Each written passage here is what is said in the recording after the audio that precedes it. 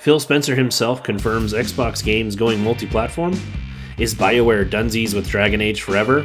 And Fatal Fury City of the Wolves upcoming beta. If you're looking for news about all that and much more, you have come to the right place. Hello everyone, welcome to Game Conclave. This is Veilguard, and thank you for joining us once again on our Sunday news program. We got a whole bunch of news to dig into from the last week.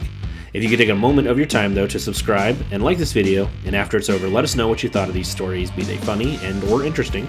Down in the comments, it would really help us grow. But without further ado, let's hop into all the exciting news from last week.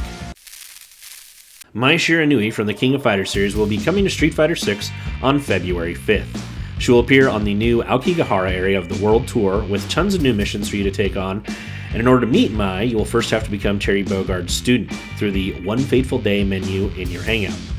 We love SNK fighters, we love Capcom fighters. It's always a beautiful thing when these two companies come together and just do something special. Capcom vs. SNK 2 EO and SVC Chaos are probably two of my favorite fighting games. Just love it. Love when these two collaborate. Always wonderful. Speaking of Mai Shiranui, Fatal Fury City of the Wolves, one of my most anticipated titles of the year, has announced there will be an open beta test coming on February 20th of 2024 for the PS4, PS5, and Xbox Series S and X and Steam. We will have 8 playable characters to utilize throughout the beta period, and we can play training mode offline, and then online we'll have ranked matches, casual matches, and room matches. So if you're looking to participate in that, make sure you check the store when the open beta hits on February 20th, and it will run through February 24th.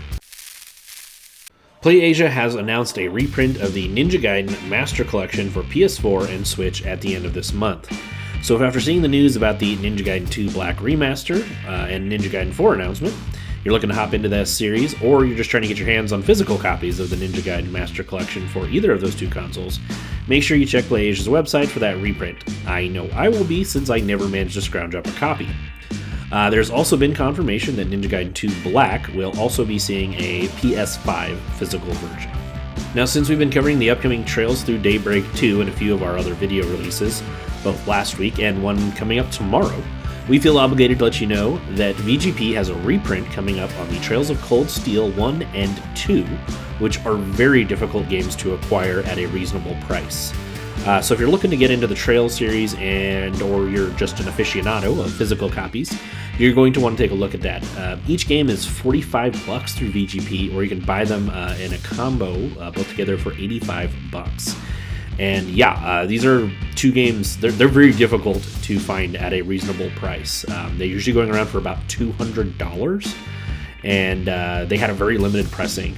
And the series has gained a considerable amount of popularity since these two titles came out, which has been making them harder and harder and harder to track down. So yeah, take a look at that. Owlcat Games has announced that Warhammer 40,000 Rogue Trader has surpassed 1 million units sold, and I gotta say, we're really pleased about that. We think this game kind of got a little overshadowed by Baldur's Gate 3, which launched just a couple months prior to it, so we're happy to see that Owlcat's doing well. They have also announced that there will be a second expansion set of DLC for the game that will be launching later in 2025. Owlcat's a really underrated developer. If you're a fan of hardcore CRPGs, you should definitely be checking their games out. They've also made the Pathfinder Kingmaker and Pathfinder Wrath of the Righteous games. So we've got again another multi-part story here about BioWare and Dragon Age The Veilguard. So Dragon Age The Veilguard received an update, and based on the patch notes, there was the phrase, an elven phrase from the series that translates to farewell, which came from the developers, and has people speculating that there will not be any more major updates coming. And yeah, that really wouldn't be too surprising. In just last week's news program, we were talking about the director of Dragon Age The Veilguard, Corinne Bush, being dismissed or resigning. And by the way, if you don't know, about 9 times out of 10, resign is code word for you were fired, but your employer let you kind of do it on your terms as like a PR thing, so that it looked like it was your decision, make it seem like you had some choice there. But yeah, very rarely when you resign do you actually want to do so, at least from our experience. So, but yeah, Corinne Bush resigned. the director of the Dragon Age The Veilguard, and we speculated, as did many others, that meant sales had really not met expectations.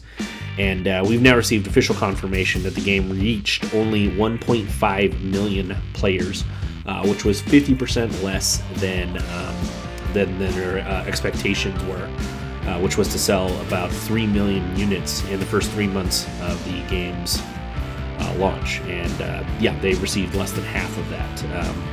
So for reference, the lifetime sales of the previous Dragon Age game, Dragon Age Inquisition, has been announced. I believe it was 12 million units. So I think there was a lot of big hopes on this, and they definitely have not come to fruition so far. So yeah.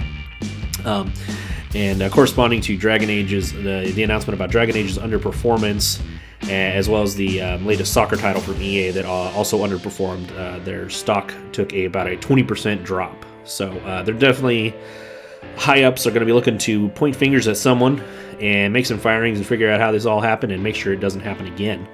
I would speculate we may not see a Dragon Age game again for a really long time, if ever, which is really disappointing. One of my favorite series probably of all time. A lot of us here at Game Conclave just really love Dragon Age and BioWare in general, but so it's sad to see the Dragon Age series potentially go out on a sad note like this.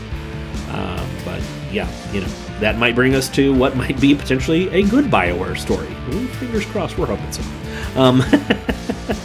so. Former producer at BioWare, Mark Dara, has said that he thinks that this is a kind of unprecedented time for BioWare in that they, as far as he's aware, are only focusing on one upcoming project, and that would be the new Mass Effect in the works.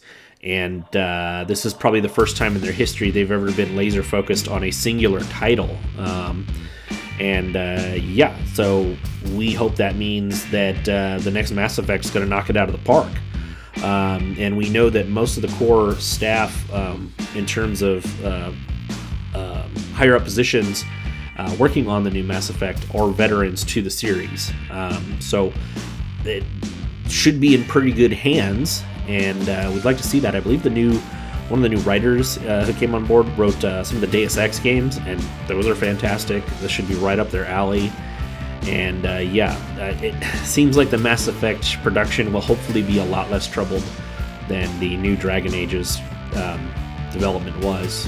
We know that, with Veilguard, there was just a lot of problems. The two major creators of the Dragon Age series, David Geider and Mike Laidlaw, had both abandoned BioWare, and several key writers were gone. And Dragon Age had a really troubled development cycle, and I think that it showed in the end product. But fingers crossed, Mass Effect 5 is hopefully going to be the game we all want it to be.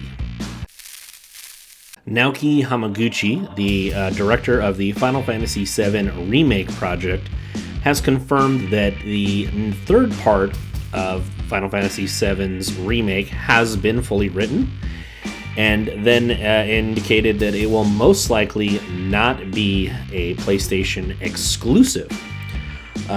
We've mentioned before that Final Fantasy, in particular's sales, have been kind of slagging behind, and that Square Enix has not been pleased with their strategy of locking their games down to just one or two consoles, and that multi-platform was definitely going to be their strategy going forward. So this is not too surprising to see, and I think it's the right decision.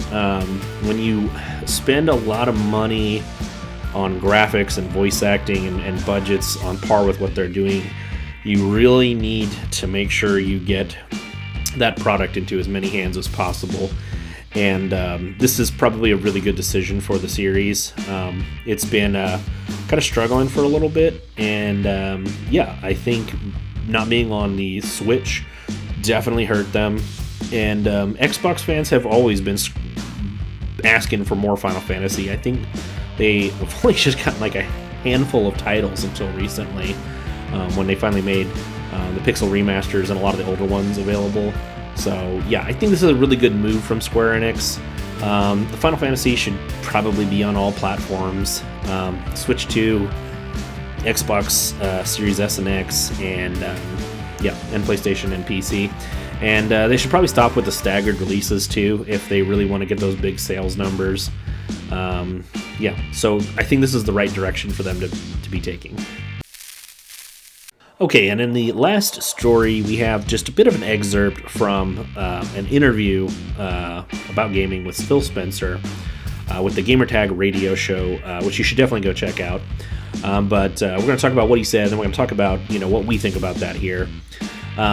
So Phil Spencer said that they love their platform and their hardware, but they're not going to put walls up, and that players can engage with great games from Microsoft studios that they are building, and their games will be showing up more places. And he said he wants the Xbox to stand in terms of hardware sales on the merit of its hardware, not on the exclusivity of its software. So if you've been listening to this program, you've heard me say multiple times, I think this strategy is all wrong. But at this point, if this is their strategy, it's good that they're going to stop being so coy about it. It sounds like they're trying to be more upfront about this, and I think that's good. I think that Xbox players, we're living in a state of confusion, at least the ones who pay a lot of attention to all the gaming news, just wondering what on earth was going on with their favorite console. Me personally, I'm a fan of all the systems. I'm someone who's just a fan of gaming, But the reason I've always said I think this strategy is not good is I am a firm believer that when one console does well, they all do well. Industry competition is one of the healthiest and best things for gaming. There's a reason that the 7th generation, the PS3 and Xbox 360 and the Wii, is viewed so fondly by so many people. And that's because the competition was tight. Everyone was cranking out killer games. You had to play. PlayStation was cranking out The Last of Us, Uncharted, Killzone, Resistance, Infamous. Microsoft was cranking out Gears of War, Halo, Lost Odyssey, and all kinds of killer titles. And while I personally think Nintendo was kind of weaker in the software department, during the Wii generation, I know that's probably going to get me some flack in the comments. Someone is going to be pissed. But I personally think they were weak in the software department. The console had a really low attach ratio to software, but they had their biggies that they always had. They had their Legend of Zelda, they had their Marios. Those games did well. Other games didn't do as well. There wasn't a lot of big breakout third-party titles. But what Nintendo was doing was moving hardware, and they were also moving peripherals. Wii Sports and Wii Fit were like phenomenons. They were killing it on peripherals and accessories, and that kind of out of the box way to approach gaming that Nintendo is known for. Now that's personally not for me and some of the rest of us, but I recognize that it brought a lot of people into gaming and it served an important purpose, and that the industry is in a great place because in that generation, all three major console developers were absolutely knocking it out of the ballpark with killer titles, killer accessories, and really raising the profile of gaming in general. And I think a lot of that was due to Microsoft. I think the 360 nailed it. I think they were the first ones to the punch on a lot of things that became core aspects of gaming, especially in the online elements. And the way early on they incorporated shining spotlights on indie developers really changed how people approached gaming. And it really raised the profile of a ton of studios out there. And I will always be grateful to Microsoft for that. I think they have done a lot to elevate the platform.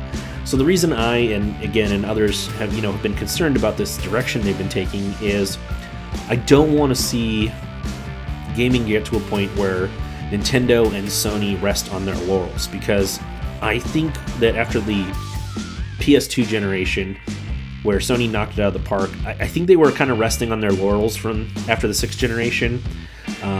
I don't think they thought they had any competition. And when you look at the price of the PS3 in the beginning and the kind of lack of launch titles, I think you can see that, So they kind of were acting with some hubris, and then Microsoft just came out and they nailed it. They had the cheaper console, they had the better online services, they had more exclusives in the beginning, and I think that they lit a fire under Sony's butt, and it made them have to work hard to play catch up. And I think that made one of the best gaming generations I've ever seen. And well, you know, I've been around a while, so. But yeah, if this is Microsoft's new strategy, fully 100%, I just hope they stop playing coy, own up, be straight up with consumers, and you know, at the end of the day, just make great games. That's all that matters. People just want to play good games. Please don't forget to like and subscribe. Down in the comments, let us know if you thought any of this was interesting, or if we're just super annoying. Either way. Either way, thank you, as always, from all of us here at Game Conclave. Thank you so much for watching.